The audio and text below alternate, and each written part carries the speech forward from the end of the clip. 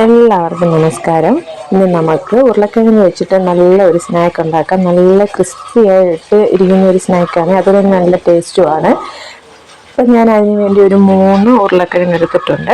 അപ്പം അതിൻ്റെ തൊലിയൊക്കെ കളഞ്ഞിരിപോലെ നല്ല വൃത്തിയായിട്ട് എടുത്തിട്ടുണ്ട്. ഇത് നമുക്കിനി നല്ലപോലെ ഒന്ന് ചോപ്പ് ചെയ്തെടുക്കണം. ചോപ്പ് ചെയ്തെടുക്കുമ്പം ഒത്തിരി ഇങ്ങനെ നൈസായിട്ട് നമ്മൾ ചോപ്പ് ചെയ്യാൻ പാടില്ല. അത്യാവശ്യം ചെറിയൊരു കട്ടി ഉണ്ടാവണം. അപ്പോൾ ഒത്തിരി അങ്ങനെ നൈസായിട്ട് നമ്മൾ ചോപ്പ് ചെയ്യരുത് കേട്ടോ. അപ്പോൾ ഇതെല്ലാം ഒന്ന് ചോപ്പ് ചെയ്തെടുത്തിട്ട് വരാം.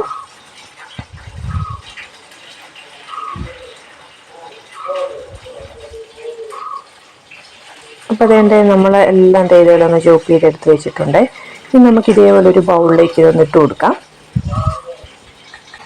അപ്പോൾ എല്ലാം ഒന്ന് ചോപ്പ് ചെയ്ത് കഴിയുമ്പോഴും ചെറിയൊരു നിറവ്യത്യാസം വരും കേട്ടോ ഈ ഉരുളക്കിഴങ്ങിന്.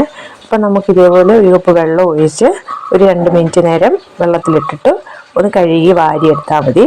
അപ്പോൾ അതിൻ്റെ ആ ഒരു കളറൊക്കെ അങ്ങ് മാറി കിട്ടും, നല്ല ഫ്രഷായിട്ട് തന്നെ ഇരിക്കും. അപ്പോൾ ഇതേപോലെ വെള്ളമൊക്കെ കളഞ്ഞ് നല്ലപോലെ ഒന്ന് വെള്ളമൊക്കെ മാറ്റിയെടുക്കണം. അപ്പോൾ ഇങ്ങനെയെല്ലാം ചെയ്ത് കഴിഞ്ഞതിന് ശേഷം ഇനി നമുക്ക് ഇതൊരു ബൗളിലേക്ക് മാറ്റാം. അപ്പോൾ അതുകൊണ്ട് ഇതേപോലെ ഒരു ബൗളെടുത്തതിലേക്ക് ഞാനിത് മാറ്റിയിട്ടുണ്ട്. ഇനി നമുക്ക് ഇതിലേക്കുള്ള മസാലകളൊക്കെ ചേർത്ത് കൊടുക്കാം. ഒത്തിരി ഒന്നും മസാലകളില്ല. ആദ്യം നമുക്ക് മുളക് പൊടി ചേർത്ത് കൊടുക്കാം. ഒരു സ്പൂൺ വരെ നമുക്ക് മുളക് പൊടി ചേർത്ത് കൊടുക്കാം കേട്ടോ. എരിവ് കുറച്ച് വെള്ളവർക്ക് ഒരു 1/2 സ്പൂൺ ചേർത്ത് കൊടുത്താൽ മതി. അതുപോലെ തന്നെ ഒരു 1/4 സ്പൂൺ മഞ്ഞൾപ്പൊടിയും. ഒത്തിരി ചേരുവകളൊന്നുമില്ല, എപ്പോഴും നമ്മുടെ വീട്ടിലുള്ള ചേരുവകളൊക്കെ തന്നെയാണ്. നമുക്ക് ആവശ്യത്തിന് ഉപ്പും കൂടെ ചേർത്ത് കൊടുക്കാം. ഇത് ചേർത്ത് കൊടുത്തതിന് ശേഷം നമുക്ക് നല്ലപോലെ ഒന്ന് മിക്സ് ചെയ്തെടുക്കാം. അപ്പം നമ്മുടെ ചാനൽ സബ്സ്ക്രൈബ് ചെയ്ത് കാണാത്തവരൊക്കെ ഒന്ന് സബ്സ്ക്രൈബ് ചെയ്യുകയും ലൈക്ക് ചെയ്യുകയും ഷെയർ ചെയ്യുകയും കമൻറ്റ് ചെയ്യുകയും ഒക്കെ ചെയ്യണം. അപ്പം ഞാനിടുന്ന റെസിപ്പികളൊക്കെ നിങ്ങളൊന്ന് ചെയ്ത് നോക്കിയിട്ട് ഫീഡ്ബാക്കൊക്കെ ഒന്ന് അറിയിക്കണം കേട്ടോ. അപ്പോൾ ഇപ്പം ഞാൻ ഇട്ടേക്കുന്ന കോൺഫ്ലവറാണ്, അതൊരു 3 സ്പൂൺ വരെയൊക്കെ നമുക്കിടാം. ഇപ്പം നമ്മൾ ഈ കിഴങ്ങ് ഇതേപോലെ ഒന്ന് ഇട്ട് ഇളക്കുമ്പോഴത്തേക്കിനും അതിൻ്റെ വെള്ളം ചെറുതായിട്ട് ഇങ്ങനെ ഊറി വരും. അതുകൊണ്ട് ഒത്തിരി അങ്ങ് ഇട്ട് നമ്മൾ ഇളക്കി കൊടുക്കരുത്.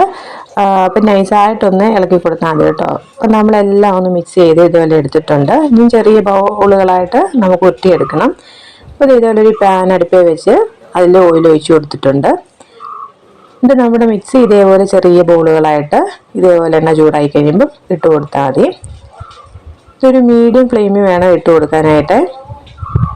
ഒത്തിരി അങ്ങ് ഹൈ ഫ്ലെയിമിൽ ഇട്ട് കഴിഞ്ഞാൽ പെട്ടെന്ന് ഇതങ്ങ് മൂത്ത് പോകും. അപ്പോൾ ഇതിൻ്റെ ഉൾഭാഗം വേഗമില്ല, കാരണം നമ്മൾ മീഡിയം ഫ്ലെയിമിൽ വെച്ചാൽ മതി കേട്ടോ. അപ്പോൾ ഇതെല്ലാം ഒന്ന് ഇട്ടൊന്ന് ഫ്രൈ ചെയ്തെടുക്കാം.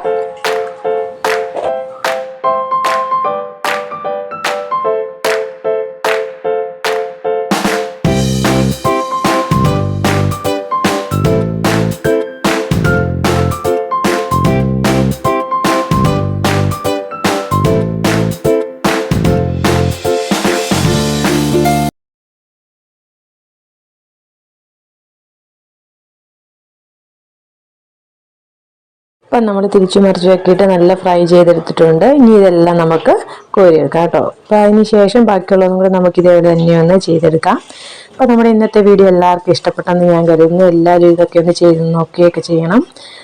നല്ല ക്രിസ്പി ആയിട്ടിരിക്കും, നല്ല ടേസ്റ്റും ഉണ്ട്. അപ്പോൾ അടുത്ത ദിവസം തന്നെ നമുക്ക് നല്ലൊരു വീഡിയോ കാണാം. അതുവരെ എല്ലാവർക്കും ബൈ.